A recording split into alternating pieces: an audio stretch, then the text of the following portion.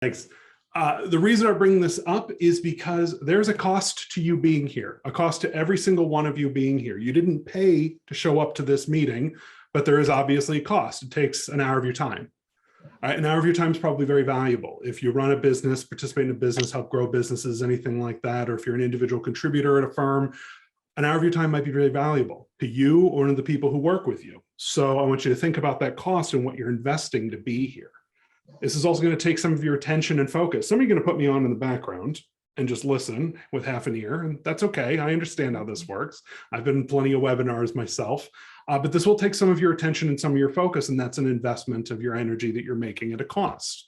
And then finally, there's a mental load here, right? I'm going to talk to you about some things in this recession proofing, and you're going to get out of this call, and maybe not immediately after this, but maybe you'll be driving home on a commute, or you'd be in the shower the next morning, getting ready for your day, and you're going to start thinking about some of the things I talked about. And that's going to take up some mental load and some mental energy. And that's a cost. And what I want to say to you is, I want to make sure that the cost of your attendance here and you listening to me today is actually worth what you're putting in. I want you to get out of this conversation what you've agreed to put in terms of your time, your energy, and the mental load to process this. So I've got some expectations of all of you and how I'm framing how, if I were in your seat, I would be processing whether or not this is worth it. First of all, my expectations, you're going to use this. You will use this in your business, the company you run, or the company you work for in some capacity, right? You're actually going to go out and implement what it is I'm sharing with you. That's my personal expectation. I don't spend this time teaching people these things for my health. I teach them because I want you to use them and I want you to be effective and successful. Alternatively, if you're not in a position to use this, I expect you're going to share it with some folks. Maybe you'll find it valuable for your clients to know about, or maybe you've got friends in the small business world that could benefit from a little bit of this knowledge, a little bit of this training. That's great. I'd love for you to get value out of this by sharing it. Maybe you'll disagree with me. And you know what? It's okay to disagree with me. It's okay to think that I'm wrong in what it is I present here. If you come out of this and you think, Chris is a lunatic, I don't know what he's talking about, how is he earning money, giving people this kind of cruddy advice, that is totally okay. I completely accept that. At least you're thinking about this stuff and you formed an opinion. And I feel like that's valuable and impactful and a good return on your time. Right? But I'm going to give you some permissions here. First of all, if you don't want to be here, or you don't think this is worth your time, or you think you already don't like my personality or my way of presenting things, you can leave now. I promise you, you will not hurt my feelings. I don't want anybody here who feels like this is a waste of their time. All right. I'd rather you take that hour that you're going to invest here and do something more productive with it. Or maybe you just mute me for the next 26 minutes or so and wait for our next speaker to come up here and give you something more valuable. But it is okay if you're looking at what I'm doing right now and you say, hey, this is not for me. That's all right. Okay. I'm going to give you permission. If you're someone who intends on sharing this information, send me an email. I'm going to put my contact information up here in the chat in just a second. Send me an email, ask me for the resources, ask me for the slide deck, a recording of this, ask me for the handouts I'm going to give you here in a second. And I'm happy to share that. I'm happy to come talk to whoever it is you want me to come talk to and present this information. Like I said, if you've got a group of clients, if you've got some friends that you think would benefit from this, I want you to feel it is okay to reach out to me. Okay, I'm available for you. Alternatively, if you're going to use this, I'm going to suggest that you reach out to me and ask for some accountability on it. I work with a lot of business owners. I provide advisory and consulting services for business owners full-time. That is my full-time job. And I'll tell you the number of business owners I work with who say, hey, that's a great idea. We should definitely go do that. And then never pick up a pencil and get to work on what it is they commit to doing and what they want to do, outweighs the number of business owners who succeed and perform in their goals. I want you, if you feel comfortable with it, send me an email, say, hey, Chris, I'm going to go do this in my business, but I want you to make sure that I do it. And I will follow up with you and I'll make sure that you actually do it. In fact, if you reach out and ask me to do that, I'm going to definitely hold you accountable. I will email you tonight and say, hey, I'm on you. I'm paying attention. I will bug you until you actually talk to me and tell me that you are implementing what we're doing here. And I'm going to check in on you until you succeed at implementing what I'm teaching or you give up. And that's my promise to you. If you're going to sit here and invest your hour and you're going to listen to me talk and give my spiel, I'm going to make sure that you are successful at this or you give up. I'm not going to let you fail just because you feel like you don't have anyone holding you accountable and holding you to success. All right. So that's my intro. That's my, I'm not wasting your time. You're not wasting my time expectation setting. And I hope you're all comfortable with it. And like I said, you're not hurting my feelings if you're dropping out of this call right now. I get it. So why the heck are we here? There might be a recession and you deserve to be prepared for that. Big businesses have all sorts of resources at their disposal in order to prep and take advantage of recessions. And there's no reason small businesses shouldn't get the same resources and opportunities. So I'm here to share some information on that. Here's what I'm going to cover with all of you today. What to expect in a recession in general as a business owner, if you have not had the joy of going through one before. How to plan for cash. This entire discussion is going to be around being ready from a cash flow perspective to handle a recession. And then finally, some optimism, a little bit of silver lining around all of this, preparing for growth and how you can make yourself and your business ready to grow coming out of the tail end of impending recession. All right, fair game for everybody. Oh, I'm going to put my contact info so you in the chat so you can hold yourselves accountable if you are brave enough to do that.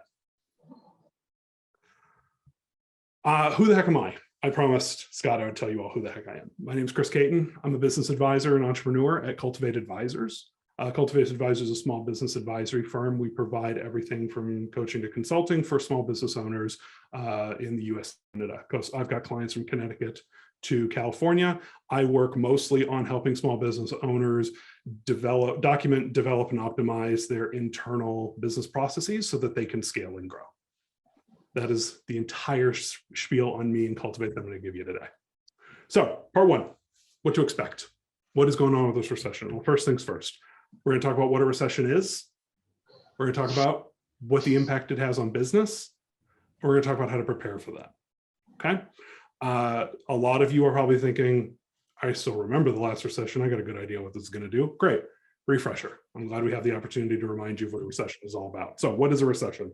Normally I stop and ask everyone to give me some feedback in chat about what a recession is. However, we're condensing this to a 30-minute presentation, not a 45-minute presentation. So I'm going to just move on through here and tell you what a recession is.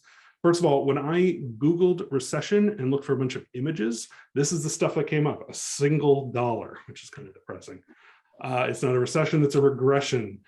Downward arrows, debt, down, market, unemployment, and then just this sad sack sitting here in this picture, which is really depressing.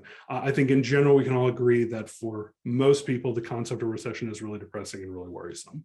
And that's okay. It's all right to feel concerned about this. We don't all have to pretend that everything is going to be fine. It's okay to be worried about an impending recession, what you've heard of. So what is a recession? At the end of the day, here's what a recession is. It's reduced economic activity. That is all a recession is. There's some fancy technical terms. It has to be for 2 quarters with downward trending GDP, We don't care about that stuff for small business owners. All we know, all we need to care about, reduced economic activity. How does that manifest? Higher unemployment rates generally, which means people are spending less money because they don't have jobs, and lower consumer confidence. These are the 2 most typical indicators of a recession, at least in colloquial lay terms, that we encounter in the small business world. So when I'm talking about prepping for a recession, what I'm talking about is prepping for reduced economic activity as indicated by higher unemployment and lower consumer confidence. All right, so what is the business impact of this kind of slowdown of economic activity? Well, like I said before, spending shrinks. When people aren't feeling confident, when they're not confident in their jobs, when they're not confident in the future, when they're not confident in the market or an impending recession, they tend to just spend less. When they don't have a job, obviously, they spend less. So that shrinking of consumer spending then causes shrinking of business spending because businesses have less revenue, so they spend less too, which is why a recession tends to ripple across the entire market because it touches everybody because of that sort of cascading effect. Additionally, in a recession, credit tends to tighten. The reason credit gets a little bit harder to get your hands on, I mean, small business loans and credit cards and that sort of thing, is because banks are worried about the future. They're worried about solvency of the people they're giving money to. They're worried about getting paid back, right? So they're going to increase requirements in order to get credit, which makes it just a little bit harder to get a little bit of extra support in your business. And that can be real tough.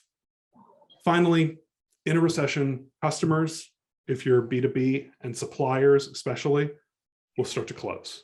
It's a reality of the sort of creative destruction in our free market economy is that sometimes people go out of business, and a recession can definitely make that happen more often and exacerbate it. So the point I like to pause on here is a lot of people, a lot of business owners think about recessions in terms of lost revenue because of lost sales. What I want to remind you of is that if you rely on service providers or suppliers, either for raw materials or wholesale goods, or even business services like bookkeeping and legal and that sort of thing, those suppliers of yours might go out of business, in which case you're going to have a much bigger challenge in your business because you can't provide the same level of service or operate in the same way. So just a reminder there for all of you who are thinking only in terms of customer restriction or sales reduction for a recession. I also want you to be thinking about supply chain, which has been on everybody's mind the last few years. So it's the business impact. How do we get ready for all of that? What is the one thing that we can do to really focus and prepare ourselves? Well, I'm going to give you the documents you need to gather so that we can have a more robust and fruitful conversation for this next part here. I mean, don't go gather them now, but be mindful of the fact that these are the tools that I'm going to be leaning on that you should have at your disposal as a business owner in order to prepare for a recession, do some planning. First and foremost, profit and loss statement. If you don't know how profitable your business is, or where your expenses are going and where your income is coming from, you're not going to be able to make very good plans about the financial future and cash flow, right?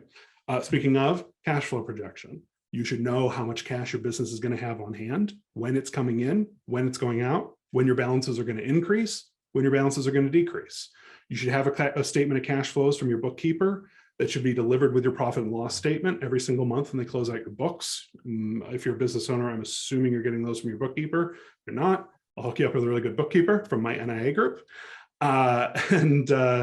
That cash statement of cash flows, you should be able to use to create a cash flow projection, which is to say, how much cash am I expecting to get in over the next 12 months? All right. And finally, a decision document. I'm going to be walking you through what you need to be thinking about in order to make a document that helps you make decisions during a recession. As you're going to hear about shortly, managing yourself as a business owner or a leader in a recession mostly has to do with managing your sort of emotional roller coaster that you're going to go through. Having a plan in place and knowing when you're going to be leaning into things, when you're going to be pulling back, and what the game plan is going to be if certain things happen, documenting that when you're in clear, positive headspace is going to be a lot more effective and more impactful in your business than trying to make decisions on the fly while the world feels like it's crashing down around you. So I'll be walking you through that decision document, how to make it. We're going to hold questions to the end here, but if you got any questions at this point, drop them in the chat. We can hit them later, or jot them down in a notebook and I can follow. We can talk about them at the end of the conversation here. So next, planning for cash. What are we going to do about hoarding all this cash? I'm going to talk to you about three things in this part. How much cash do you need? Where the heck do you get cash as a business owner? And what on earth are you going to do with it once you got it? Okay. So first of all, how much cash do you need? I'm going to make a hard recommendation here. I don't do this a lot in my work, but I'm going to give all of you a benchmark to shoot for, which is 6 months of your burn rate, 6 months of expenses in a liquid form, which is to say, not tied up in some obscure brokerage account where you have to pay, or a retirement fund, or you got to pay a ton of penalties to get that money out. I mean, checking account, savings account, CDs if you're feeling fancy, but readily available 6 months of cash. That is not good advice for businesses in non-recessionary planning periods, right? If you were sitting on 6 months of cash, I'd be telling you, great, how can we spend it to make your business grow faster, right? I'd be saying, hey, let's target more like 3 months in a better economic environment. But 6 months of burn is going to help you. Why 6 months? Well, the average recession since World War II has lasted 10 months. 10 months of recession. And then it takes about 5 years to get a full recovery after recession, on average, typically since World War II. Obviously, the Great Recession is one that we all think about. It hit a heck of a lot harder. It was a lot rougher on all of us. But when you think about normal recessions that aren't crazy collapses in the global economy, we're talking about 10 months. If you've got 6 months of expenses and your revenue takes a 25, 50% hit over those 10 months, you're going to have enough cash on hand to survive that recession on average, typically. Okay.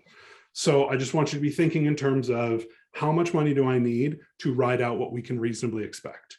Now, obviously, if you've got more cash on hand and that makes you feel safer, more comfortable, please, by all means.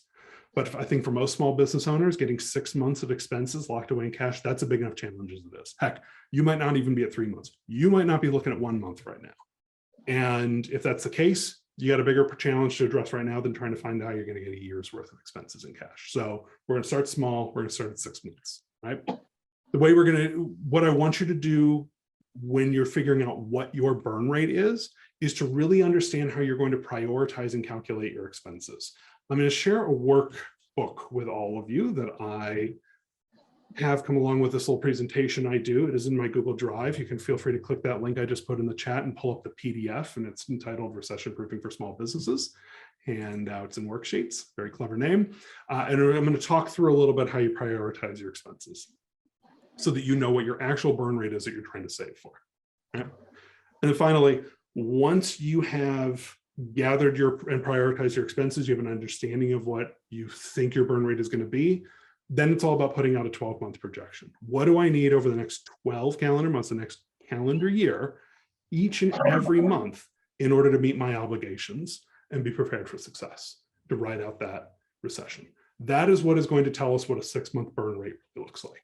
If you've got a giant cash obligation 4 months from now, say you've got a balloon payment on a loan, or you've got to meet some sort of insurance premium requirement at the end of the year, or you're planning on doing a structured buyout of a former partner or something like that, you might have a sudden, more urgent need for cash than your average would otherwise indicate. And I just want to make sure you're prepared for that by creating that 12-month projection and understanding what your real burn rate is going to be. Okay. So first page, or second page, I guess, of that PDF is a revenue losses worksheet. This is the top half here. This is me trying to indicate to you that you should look at your average monthly spend rate over the last 2 years, or however far back your business goes if it's less than 2 years old, right? So this is just getting your average revenue so that we have an understanding of how much revenue we can expect coming into this business in under different sort of recessionary circumstances. And if you take a look at the bottom half of that sheet, you'll see that I've outlined a bunch of different revenue thresholds. So if your revenue drops to 90% of your normal, or 75% of your normal, or 50% of your normal, you'll see that those are stage yellow, orange, red. And you've got different goals for what you're trying to do in your business based on how much your revenue drops. Again, a simple, easy framework for understanding how you have to change your decision-making as you're moving into a recession and your cash starts to become a constraint.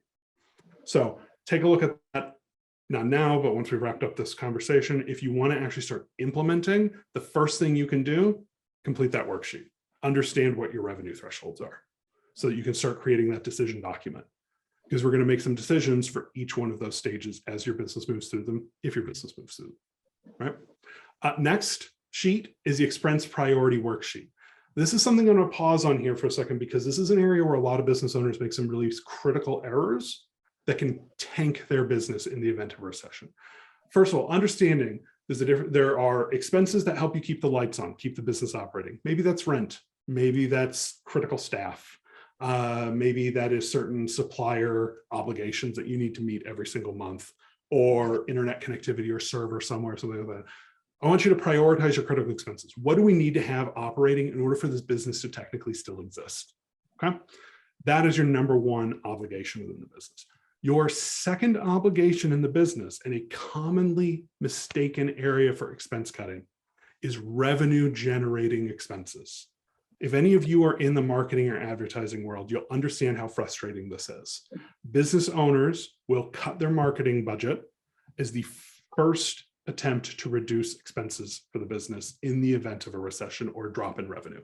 And it is a huge mistake, because if you're getting good ROI on your marketing expenses, if you're actually getting more money than you spend back from your marketing, as you should be, and as your marketing report should prove, then it would be foolish to reduce the amount you're investing in that part of your business, because it will drop your revenue faster than you'll save in expenses. And so when I talk about revenue generating expenses, marketing, sales commissions, paying for salespeople and sales staff, again, so long as you have positive ROI, any sort of strategic partnerships or other relationships with other businesses you have to share and generate revenue between the two of you, those are your next most important expenses to be taken care of. Those should be lower on your totem pole to cut than expenses at the bottom, which are low ROI, low return on investment expenses, or delayable expenses or discretionary expenses. So those are things like parties, upgrades, backfilling headcount if you've had people quit or if you had to go through a round of layoffs, anything where you can either, think maybe like buying new computer equipment, things like that, anything where you can delay an investment for 6 to 12 months is a sort of expense we want to drop into that final category so that you can manage your cash flow as we move through those different stages of urgency around expense cutting. Finally, last page, the decision document. From that first page, you've got your different stages, you know what your revenue threshold is, and you've got your goal. This page is going to walk you through drafting a decision document for how to manage your cash in the event of a recession. So we'll just scroll down a little bit. We'll say, okay, I'm in stage orange. My revenue has dropped by 75%. That means my monthly revenue is below a certain dollar amount. Now I know I have to start making some significant cost-cutting decisions to minimize my losses. If you've already cleared all your low ROI expenses, if you've already cut unnecessary staff, if you've already failed to backbill, if you've delayed investment, that sort of thing, delayed paying back loans, whatever it is you can do, this is the point now where you've got to start thinking, all right, maybe I need to start working my way up into more of those revenue generating thresholds and find revenue generating expenses and figure out what I need to spend, for example. So I want you to each, again, at the end of this, go through the decision document, put together your plan, use that as a template to write out a step-by-step guide. What am I going to do if my revenue drops below a certain point? Again, assuming that we've got cash on hand. Sound good? So finally, where can I get cash? You're saying, Chris, I'm a small business owner. If I just knew where cash was lying around, I wouldn't have all these concerns about the recession. I'd be rich and I've retired by now. I can't just make cash appear out of thin air. I hear you. It's a former small business. Every cultivated advisor is a former small business owner. I owned my business for over a decade. I employed over 100 people. I've run a fairly complicated organization myself, and I probably would have given exactly the same objection if someone told me, oh, just go get more cash. If I could just get more cash, we wouldn't be having this conversation. First things first, save your profit now. If you're in the habit of giving quarterly distributions, I would pause those right now, assuming that you can afford to from a personal income perspective. I would pause your quarterly distributions. I would think about, if you're putting a lot of money away personally into retirement, maybe prioritizing building up your cash basis before you prioritize your retirement deposits. Again, talk about through your CPA, make sure you're not going to get in trouble for it, but that sort of area. If you're used to paying out lavish bonuses, a good time to cut back. If you are in the habit of, and a lot of small business owners do this, paying off your loans aggressively and quickly with excess profit going to your premium or your principal, stop that. Pay your interest obligation, hoard your cash until you get to that 6-month threshold, then start reinvesting into paying down your debts. I know it seems crazy walking into a recession with debt. I would rather you walk into a recession with cash on hand and debt on your books than no cash and no debt, because it'll be harder for you to get debt in the future. And I can't promise you're going to get more cash. And we only need to hold out for a brief period of time, again, on average 10 months. So save your profits now, reprioritize building up that war chest. Second, manage your payment terms. This is my favorite trick to use with small business owners. You want to pay your bills slowly and collect on your bills quickly. So when you invoice a client or customer, you want them to pay you quickly. And when you owe money to a vendor or a supplier, you want to pay them slower. So I want you to prioritize getting paid on any clients that currently owe you money. Do it today, do it this week, make those phone calls starting today to get your collections process rolling. If you've been neglecting it, do it now. Make sure there's an understanding with your customers moving forward. They pay on delivery. They pay immediately upon receiving that invoice. They should ideally be paying you in advance of you providing the service. If you need help working through how you're going to present that, ping me, drop me an email, I'll give you some advice. But we want to make sure that our customers are paying us immediately. As for our vendors, hey, there's a recession coming. I don't know if you've heard, but you're going to reach out to all of your vendors and say, hey, I know this recession coming. I want to continue to be a customer of yours, but I need some more flexible payment terms. I need to pay you net 30 or net 60 so that I can hold on to a little bit more of my cash and manage my cash flow better. You're going to say, Chris, that doesn't increase profit. No, it doesn't increase profit. It does not make your company more profitable. I'm not worried about your company being more profitable. I'm worried about making sure you have enough cash on hand to weather the ups and downs in the event that you have a restriction of your revenue.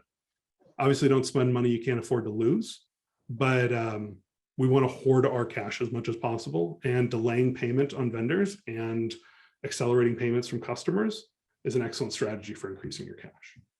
Finally, access to credit. Credit markets are starting to tighten. They have not gone out of control yet. So if you do not have a line of credit yet for your business, I would start shopping for it now.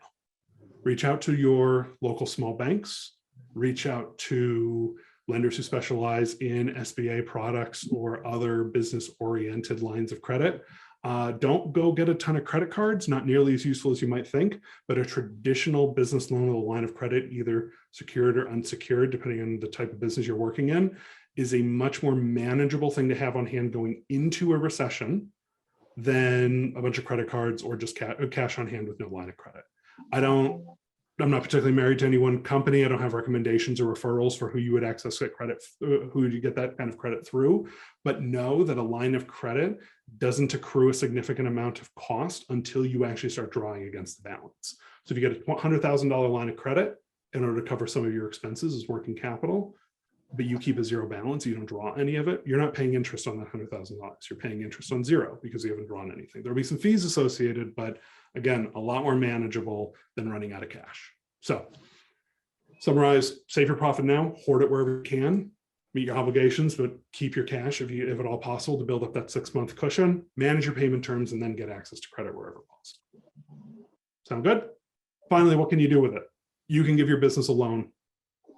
When I say give your business a loan, I mean, if you're going to be short on anticipated target revenue in a month, you can draw out of your reserves to beef up your operating account to actually give yourself that payment. I don't mean literally give you, the business owner, a loan from the business. I mean, give the business a loan by pulling down from reserve cash and supplementing your revenue. That's how you'll meet all of your expenses in a month. You can use it to protect your operations. By this, I mean, if you've got suppliers who are shaky, you can negotiate some contract terms to make sure that those suppliers exist in 6 months. So you don't have to worry about suppliers closing, and you can make sure that you keep that open. Similarly, you can do the same trick with your customers. If you have enough cash on hand and you're feeling confident moving into the recession, or as you're navigating the recession, you can get your customers locked in for longer, more profitable contracts or more profitable relationships in exchange for you giving them a little bit of flexibility on payment. And it's a great way for you to help them navigate a recession they might not be well planned for, and you to secure long-term, more lucrative deals in the future. Again, assuming you have confidence that they're actually going to make it. So you can protect your operations on both sides, both supplier and customer, with available cash. And then finally, prepare to grow. This is the last piece I'm going to talk on here briefly, but a recession is terrible and scary until we get to the end of it. And then that's where we start making up lost ground. So preparing for growth. Recession is going to hit your numbers. You're not going to be on goal. You're going to have made a plan, hopefully, beginning of this year, maybe last year, not anticipating a recession. And you think, okay, well, we're off goal. There's a gap between where I am and where we want to be. I want you all to know at the end of that recession, or as you're in the midst of the recession, how far off are you from the goals you set out for yourself in the prior years? How much, literally, how many dollars off are you, right? The next thing I want to talk to you about a little bit is fighting against the inertia. This is going to steal a little bit of thunder from the mindset piece in the second half of this, but I just want you to be aware of the fact that business owners make bad decisions coming out of recessions. It'll hurt your business, and I'll tell you why. And then finally, gobbling up some market share. So I know I'm moving a little fast, but I want to make sure we leave enough time at the end of this. Calculating the gap, you've probably got a 5-year pro forma. Most businesses, I think, have some sort of planning in place, either for 1 year or 5 years. If you don't, I can send you a link for some of my colleagues' information on how you can put together that plan. In fact, I'll drop that link here real quick, just so you all have access to information on how you can, this is for a cash flow projection, but it's same idea. How you can start doing some of those long-term plans. You can download a little worksheet on that link if you're interested. But take a look at your 5-year plan, figure out how short you fell, and then you got to readjust your goals. You got to figure out, okay, coming out of this recession, I have $1 million revenue gap that I got to make up for because of these 10 months of troubled economic times. How am I going to make up $1 million over the next 4 years or next 3 years for me to hit my goal? And how are you going to do it? Where are you going to add capacity? Where are you going to add marketing investment? Where are you going to add sales expertise? How are you going to reach those new higher goals? What do you need to do in your business in order to get there? This is a sort of planning and prep for the end of the recession that is going to allow small businesses who take the time to think about this, keep calm and plan, to actually be more successful coming out of it than they were going into it. Next, fighting against that inertia. Psychology of recession we'll cover here in a second, but it is a real thing. Business owners who survive recessions really pull back from making strategic investments in their firms, and you need to fight against that tendency. If nothing else, I want you to rely on your ROI calculations. If I make this investment, if I spend this money, if I make this move, what do I think the benefit is going to be for my business? And make your decisions around that set of criteria, that lens, that rubric, rather than, oh, I'm feeling really tight today. I don't want to spend money. I want to make sure that I'm safe. I'm going to be conservative. I don't want you to be conservative for its own sake. I want you to make good decisions based on business data and calculating the ROI. Finally, I really want you to stick to the plan. If you make a plan to make up for $1 million deficit or a 1-year deficit of sales growth, I want you to write it down. I want you to have a clear understanding of what you're going to do. And then I want you to go do it, even if it's scary, even if it's a little risky, even if it makes you feel uncomfortable having just survived a recession, thinking, well, I don't want to tank a company. I just got it through this. I want you to trust your numbers. I want you to trust your gut instinct. I want you to really lean into the fact that you've been successful this long. And you should lean into that skill set you already have of building a successful business and go do it again. Okay. Finally, grabbing market share. A few things you're going to do coming out of this recession, right? When your customers need deals, you're going to create new product lines. I want you to evaluate whether or not those product lines are still relevant and valid coming out of the recession. And I want you to offer lower price or more entry-level products and services to your clients, to your customers, coming out in the recession and coming out of the recession. I don't want you to give discounts. I want you to match services with resources. So offer a smaller service offering, a cheaper product offering. Don't discount anything, but definitely lean into any new product lines you've had to develop during the recession to keep sales afloat and continue to drive forward if they make sense in the new market and the new economy. I want you to invest in marketing. Marketing is always cheapest at the tail end of a recession. It is so cheap because I don't know if you've noticed, Mark Zuckerberg lost like $70 billion in personal wealth recently. It's because no one's buying ads on Facebook right now. And they're not buying ads on Facebook because they're scared about the recession. You know what Facebook's going to do? They're going to cut the cost of buying ads on Facebook. So when you come out the tail end of the recession with all this money you've been hoarding because you listened to Chris and you went and implemented and you got some accountability, and you did what I said, you're going to be able to buy those ads cheaper, drive more business, grab more market share. And finally, last piece, hiring in the dip. Recessions generally increase unemployment, which tends to suppress wages a little bit. If you have been doing what I told you to do and delay backfilling positions, this at the tail end of the recession is when I want you to actually start hiring again. When we bottomed out on this recession, when we feel like we were at the very worst, we're starting to turn a corner, that's when I want you to go out and start hiring again, finding new talent, staffing up your business with the sort of people it deserves, and hit the ground running, because it'll be awesome. And you'll be able to afford it a lot more now than you were going into the recession.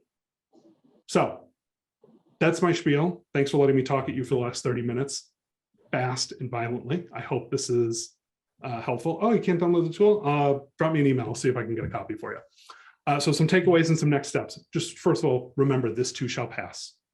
The recession will end. I promise it will not be as bad. Hopefully it's not as bad as the last one. Most recessions are 10 months, the 5 years to recovery, and then very, very long periods of growth afterwards.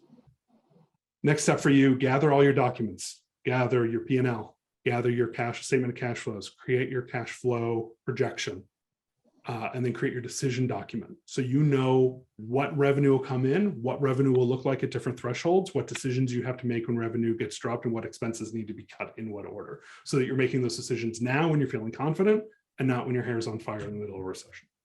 And finally, make your plan. Document it all, write it out, commit to it, save it on your computer, print it out, stick it on your refrigerator. Make your plan now so you know what to do and know what to expect, so this doesn't catch you off guard, put you on a back foot, put you in a bad spot. Finally, what do we do, Chris, if there isn't a recession? If you do everything I've asked you to do, you stay committed, you focus on it, and we don't end up having a recession, you've got 6 months of operating cash to go invest in your business. You're going to be stronger. You're going to have cut expenses. You have a really clear understanding of what your plan is over the next 6 months, 12 months, 1 year, 6 months, 12 months, 5 years. You're going to be in an amazing spot as a business owner, and you've got nothing to fear. So you'll be prepared. You deserve to be prepared. Best of luck to all of you. Drop me a note if you need anything. Thanks so much. Let's take some questions. Chris, that was just fantastic. I'm in Texas, and anybody that's been here as long as I have knows that we have our hurricane checklist, right? We've got our preparation.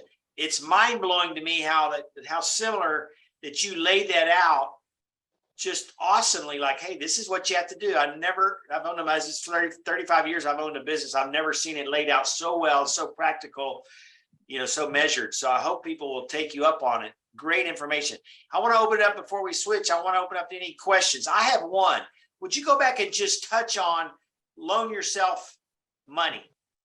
So, yep, absolutely. So we're hoarding all this cash. We're going to stick it in a savings account. We got 6 months of cash in our savings account. And so we got a month that comes along. Your expectation, your break-even point is I got to sell $100,000 this month. You sell $80,000 that month. It's a bummer. You're down 20%. What do you do?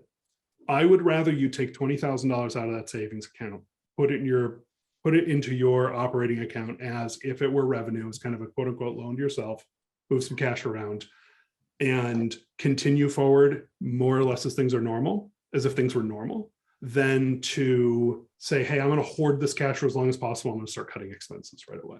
And the reason I give that advice is because, again, when revenue dips, business owners tend to panic. And I say this as a business owner who has had revenue dip, and I've panicked before. You don't want to make rash decisions. You want to make sure that you feel comfortable and in a secure spot financially when you're making these decisions. So that loan to yourself, what I really mean here is pull that money out of your savings account and spend it. Don't sit and hold onto it for a worse day. Can't tell you how many people die in the desert with a canteen full of water, and you don't want to be a business in that situation. I'm going to borrow that. Yeah, right. All right, I appreciate that. The marketing, I'll tell you, if anyone here runs or works for a marketing agency, give this presentation to all your clients because you don't want them to fire you. That's a good point. Make sure they hoard their cash. Good point. Any other questions? Anything in the chat I need to see? Let me see here. A lot of compliments, Chris. Great job. Glad you guys enjoyed. I have a question. Yeah, fire away. Hi, Chris, that was very helpful. I am a new business owner. I'm in my first year of business and I'm a service provider. Congrats. So I was wondering if you had any, could you distinguish a little bit when you said, don't lower your prices or have like entry level offerings, but don't discount. So What would you say is the difference? To me, that's kind of the same thing. Yeah. No, that's a totally valid question. I'm going to take steal something from the marketing world because I've got a lot of clients who are marketing agencies and I'm familiar with it.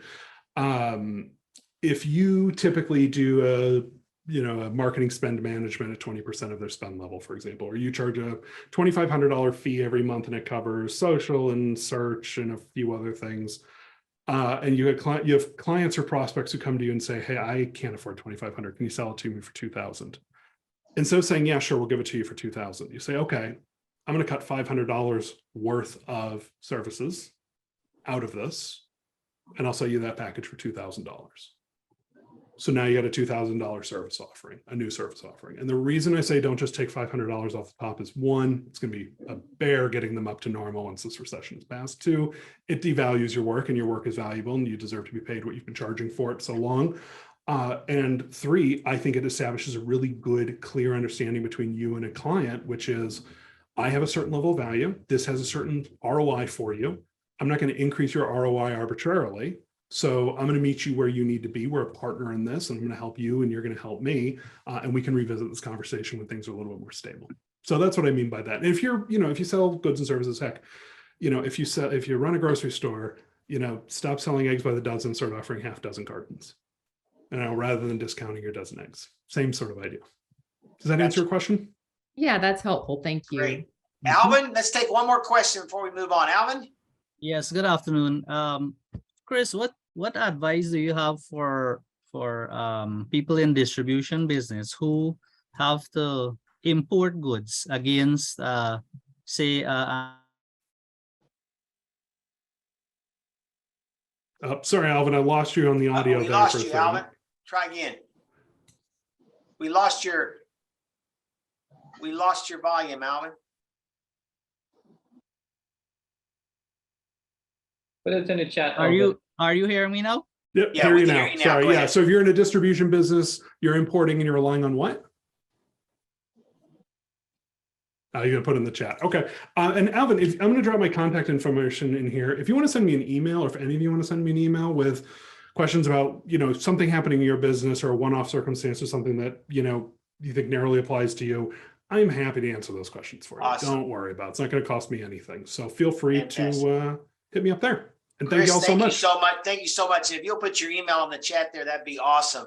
Really appreciate you and appreciate your energy you put into that presentation. It was fantastic. And I think we'll leave it on this note. If you see behind Chris there, keep calm and plan on. That was not there by accident, right? Okay, I want to introduce my dear friend, Ms. Belanie Dishong, who is a member of my networking action group. That's not why she's here today. We have gotten to work closely with each other over the last 4 months, and I have seen the incredible results she's having with people that she's working with on mindset. And so I thought, you know what? Part of this recession thing is obviously all of the strategic things Chris talked about, but a lot of it's also going to have to do with how do I wake up every day, put my boots on and go to work. So with no further ado, Belanie, thank you so much for joining us. Oh, you're on mute. Of course. I have a sign that I hold up for myself that says, please come off of mute.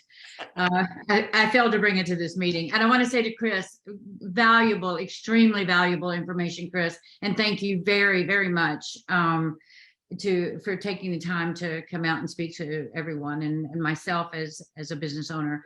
The thing that I am going to ask right now is, how are you feeling? Not Chris, everybody else. How you feeling? Feel a little heavy, right?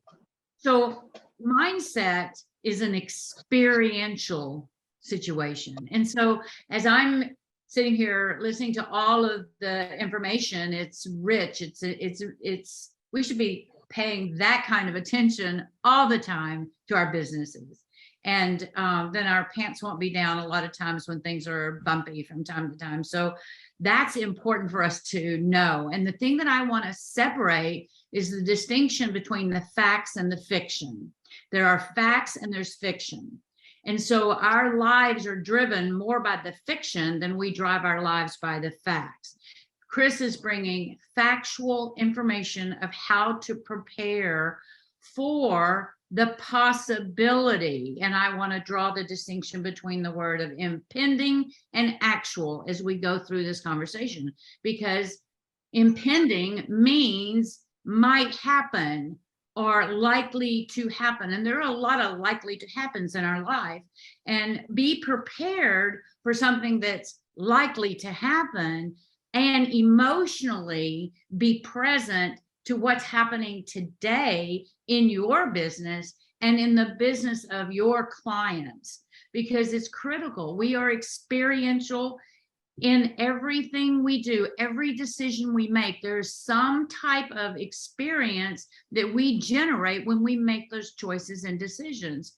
So I handle the incredible information that Chris has provided today in the realm of goals, meaning right now there are specific actions to take and specific goals to reach in your business per the structure he's offered up to you today and to me today, which are valuable.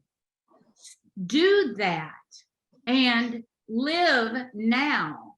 We are not in a recession today. And if you get heavy in your emotional impact with this set of goals of preparation, it's actually sets in the same category as the goals that you put in place to build your business to begin with. This is building, protecting, prepared, and prepare to build again. They're all goals, but we create the experience we have based on how we receive information. And if we're receiving the information from a fear fact position, then we will be making tight gripped emotional decisions, and will cost us the ability to prepare the way Chris is providing this preparation for us to do. So in business, you are as much emotionally involved in your business as you are strategically from a standpoint of the business plan and performance of your business. Strategic mindset must remain. And for you guys, I think on this call, I'm pretty sure we have the franchisors and franchisees, and we have our members as well throughout the globe of people here for listening on this meeting. It's important for you to realize that there's a distinction between creating the kind of results you want through a mindset aligned with the results he's giving us to create. He's not creating us into a situation of failure. He's working with goals for success in the midst of some impending possibility. And so if we are working our creation results, for example, so we have a goal here in one of Chris's to get our numbers in order, know where we are in our P&L, know where we are this year right now from where we were in prior years and how it aligns with the goals. That's one piece of action to take. So my recommendation to you in doing that is being there, not in positive thinking, because positive thinking will go away the moment fear hits. Mindset is about permanently not being hooked by the fears. When you can have your mindset aligned with the results you're after, with the goals Chris is giving you and other goals that you have for your business, when your mindset is aligned on that track, you'll deliver on those results. You will deliver into that accountability that he's also offering you. You will deliver straight up exactly what's on the goals. However, if your mindset is not strategically aligned for the creation of the results, you will not perform in the doing. You will perform in accordance to the mindset you're living in, because that's the direction you'll be headed. And that's what I think is so critical for us to understand, is the distinction between the two. Every thought, everything you think, speak, and be in alignment with is the direction you're headed. And so if you're fearful of this, rather than being inclusive that this is a part of what it takes to be in business, is to be prepared for times when the economy does what it does, and the tightening of money, but don't tighten in that conversation. Be at the flow of it with your results to be a successful ending, a successful rebuild, and allow yourself the opportunity to see those end results. And so that's my contribution for you today, is to know the difference between the facts, which is the facts are what the economy's doing. That's facts. The fiction is what you make it mean about you and your business and your clients. And that fiction will burn you up. It will destroy your ability to perform and be prepared, as Chris has provided that pathway for you to do. There's always business strategy and there's always mindset strategy. And if those two are not aligned in a way for the success of the results, you'll be in trouble along the way. So what I wanted to do, Scott, is just allow some questions about how you have that alignment of mindset. I do have an event I want to give every person as a gift for being here today. You showed up, you can have this gift. I do a program called Creating Mindsets for Success. And the next one coming up, I'll have it for you here in just a second. I hadn't planned on giving you this, but I'm gonna. The next one coming up is in October, which gives you time to collect all this data. Here it is. It's October the 12th. I'm doing it in person and I'm doing it online. I'll be running a simultaneous. I would love to invite every one of you to this event. And I'll type in the chat here in a moment how you register. And I'm going to give you a code called COMP, which means you're comped for this event. And what we will be doing, this gives you some time to get the preparation done or started with Chris. and having all that information together. And then what we're going to do is we're going to align your mindset, interrupt the chatter that goes in our head, and create the mindset results that's available for you to have to deliver on the plan he's giving you. So if you have any questions of me, I can answer all of them in that event, because we'll be working that in the event. But I'd like to answer anything you might have right now. Scott, do you have anything? Any questions at all? Let's see if there's any in the chat here. I can look up here. I'm not seeing anything just yet. Anybody have their hand raised that I can't see? Okay. Awesome. Okay. So I have placed my email in the chat, scott@networkinaction.com. These are very rewarding days for me, mainly because my goal with Network in Action is always just to bring value to small businesses, medium-sized businesses. So if you can see my screen right here, I just want to let you know, next Wednesday at the same time on our speaker series call, we have a gentleman from Austin, Texas, Mr. Belanie, who's talking about managing stress and anxiety. Great follow-up to this call. Pri is really good at his topic. And what we try to do on these speaker series is at least once every 3 months, try to handle quality of life, life-work balance, family, those type things, in addition to helping you grow your business. So just a quick review. The first week of the month is always Network with the Nations, 3 o'clock Central. The third week is always our Sales Mastery. And the fourth week is our speaker series. I hope you've enjoyed this. I certainly appreciate all of your time. Thank you so much, and we hope to see you next week. Thank you, Chris and Belanie, for your expertise. Thank y'all. Thank you. Bye-bye.